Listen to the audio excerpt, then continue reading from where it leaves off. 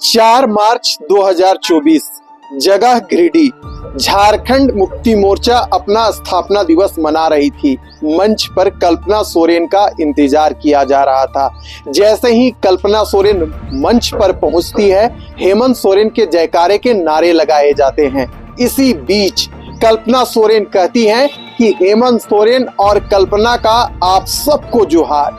फिर क्या, स्टेज में कल्पना सोरेन फूट फूट कर रोने लगती है। उनको रोते देख झारखंड मुक्ति मोर्चा के जो कार्यकर्ता थे वह नारा लगाने लगते हैं कि जेल का ताला टूटेगा, हेमंत सोरेन छूटेगा। फिर क्या, कल्पना सोरेन के अंदर एक नई प्रकार की ऊर्जा आ जाती है। वह रोना बंद कर यह कहती है कि आप सबको देखकर मेरे अंदर एक नई प्रकार की ऊर्जा महसूस हो रही है। मैं अपने आंसुओं को कंट्रोल करना चाहती थी, लेकिन आप सबके प्यार को देखकर मुझे मेरे मन को आच्छादित कर गया यह पूरा नजारा।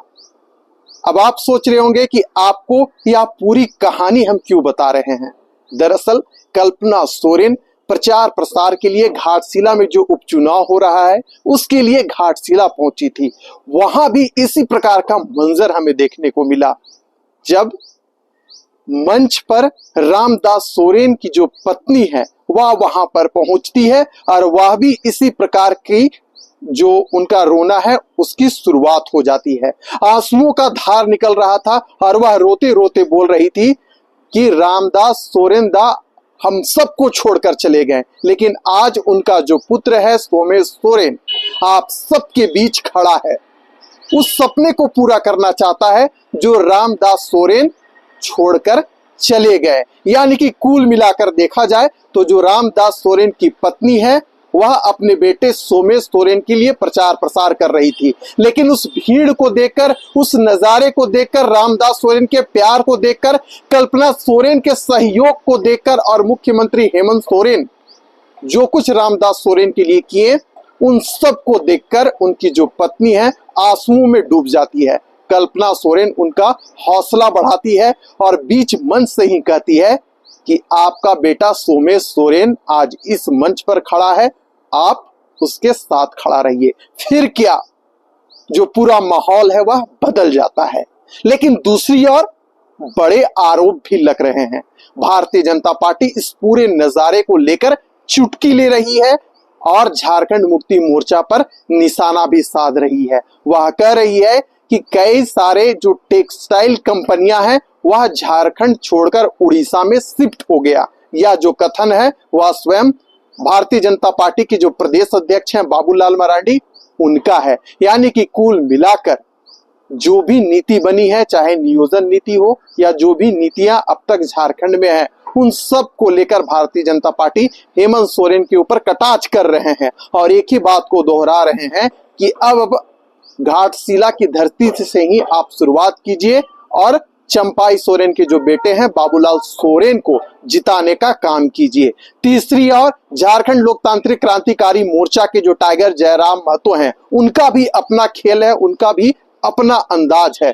वह इस बात को दोहरा रहे हैं कि वंशवाद की परंपरा की जो नियम चलती आ रही है आप उसे तोड़ने का काम कीजिए। रामदास मुर्मू को आप विजयी बनाइए। यह नौजवान आपके क्षेत्र में काम करेगा, आपके लिए खड़ा रहेगा और सदैव घाटशिला के जनता के लिए जो उनके हित में हो वह कार्य कर दिखलाएगा। यानी कि कुल मिलाकर देखा जाए तो एक और झारखंड मुक्ति मोर्चा के ऊपर बड़े आरोप भी लग रहे हैं, तो दूसरी ओर भारतीय जनता पार्टी है जो बाबूलाल सोरेन के प्रचार प्रसार में मस्त है, व्यस्त है और यही बात कर रही है कि इस बार कमल खिलेगा। इस वक्त हमारे साथ फोन लाइन में प्रतीक जी मौजूद हैं। इन्होंने सारा नजारा घाटशिला उपचुनाव को देखने का काम किया, बेहद ही नजदीक से वहां जो कुछ चल रहा है उन सब पर इन्होंने अपनी तीखी नजर डाली हुई है। इस वक्त हमारे साथ फोन लाइन में प्रतीक जी मौजूद हैं।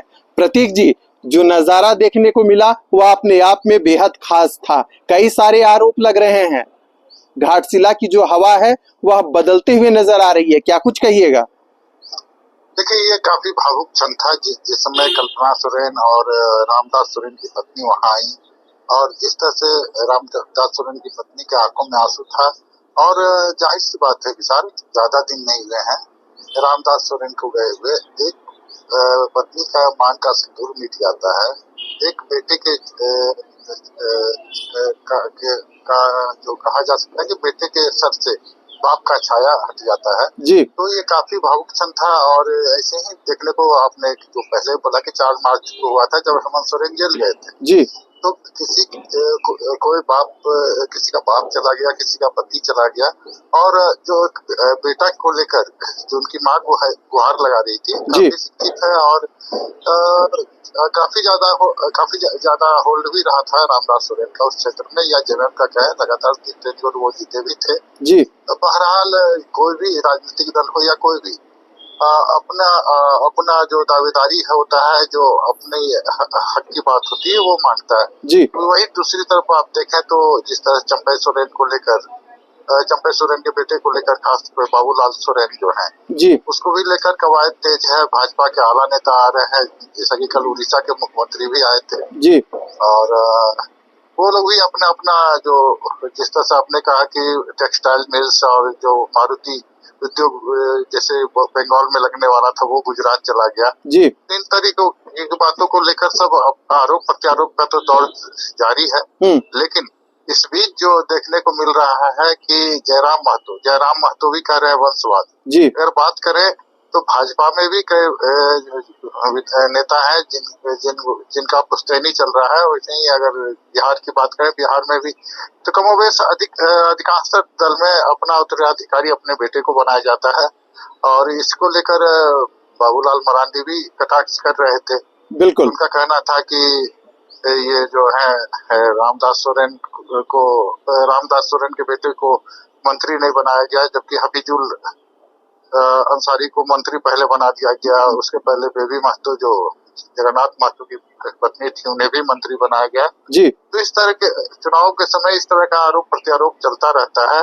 बहरहाल जो सभी पार्टियां हैं अपनी अपनी कवायद में जुटी हुई हैं, और इन लोगों का यही तय है कि किस तरह से इनके प्रत्याशी जो है भारी मत से विजय हों।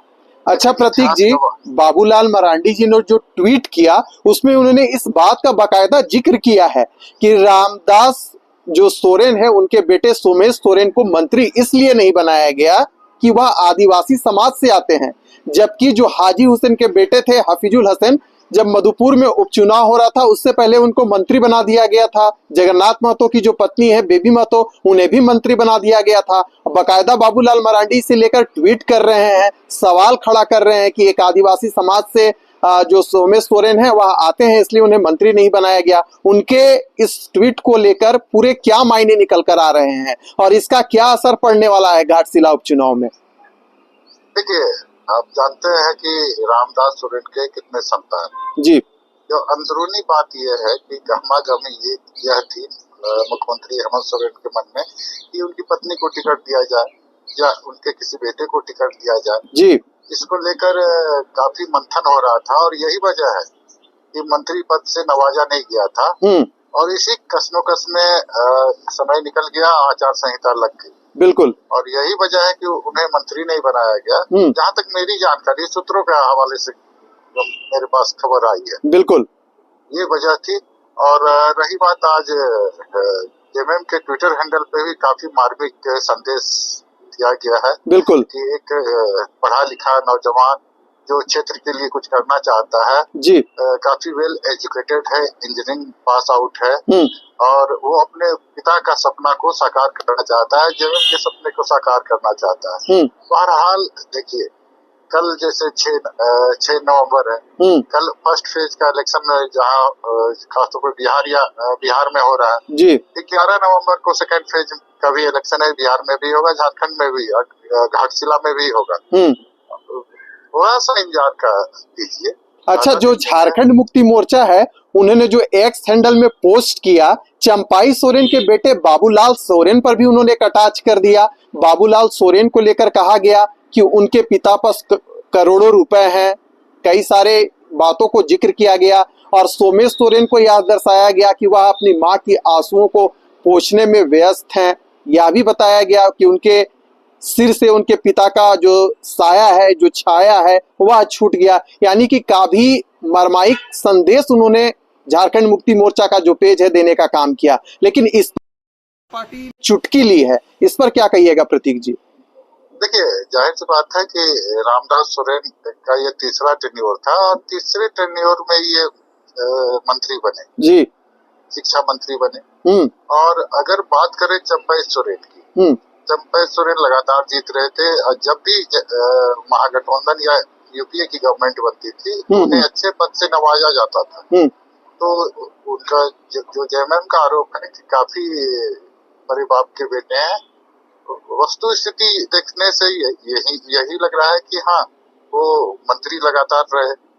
लास्ट में मुख्यमंत्री से भी, जब हेमंत सोरेन जेल जा रहे थे तो उन्हें मुख्यमंत्री भी बनाया गया जी। और जिस पार्टी में वो गए, भाजपा में जी, भाजपा का आप जान रहे कि आईटी सेल हो या जो भी, और आरएसएस के भी कार्यकर्ता अधिकांशतर जगह है, तो ग्रास रूट तक उनकी पहुंच है।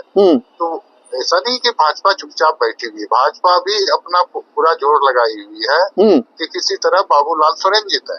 वहीं जेएमएम की बात करें, जेएमएम भी पूरी तरह से कंसंट्रेट है और यही वजह है कि कल्पना सोरेन से लेके सुदीप सोनू हो, जो पहले श्रम मंत्री थे आरजेडी के कोटे से, वो भी कल मंच पे दिखे। बिल्कुल। तो देखिए, तो जितना भी आला नेता है जेएमएम के या कांग्रेस के या आरजेडी के, वो भी अब लगातार कैंप कर रहे हैं और सभी का एक ही है कि किसी तरह इस सीट को जीता जाए। और जेएमएम का यही सोच है कि वो पिछले जो इलेक्शन में करीब 25,000 मतों से जीते थे, इसका ग्राफ कैसे और ऊपर जाए। बिल्कुल। तो ये देखना दिलचस्प होगा कि और जो जेल के जो उम्मीदवार हैं, जयराम महतो हो, वो अपने उम्मीदवार के लिए, या देवेंद्र महतो हो, या और जो नेता हैं जी, वो डोर टू डोर जा रहे हैं, मोटरसाइकिल रैली निकल रही है।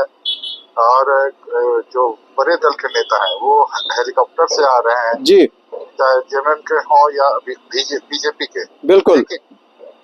जो आप जयराम महतो की पार्टी को भी कम नहीं आती है। अगर फर्स्ट टाइम वो इलेक्शन लड़ती है और थर्ड पोजीशन पे वो उनका उम्मीदवार आता है, ठीक है, 8100 वोट जी, तो फर्स्ट टाइम जो पार्टी बनी है उसके उम्मीदवार को 8100 वोट आता है। बिल्कुल। वो अपनी उपस्थिति दर्ज कराई है। वो भी लगातार कवायद में लगे हुए हैं किस तरह से इस ग्राफ को ऊपर बढ़ाया जाए, और यहाँ तक वो जीतने का भी दावा कर रहे हैं जी। और विशाल, ये राजनीति है, कब क्या हो जाए, कब जनता का मूड पलट जाए।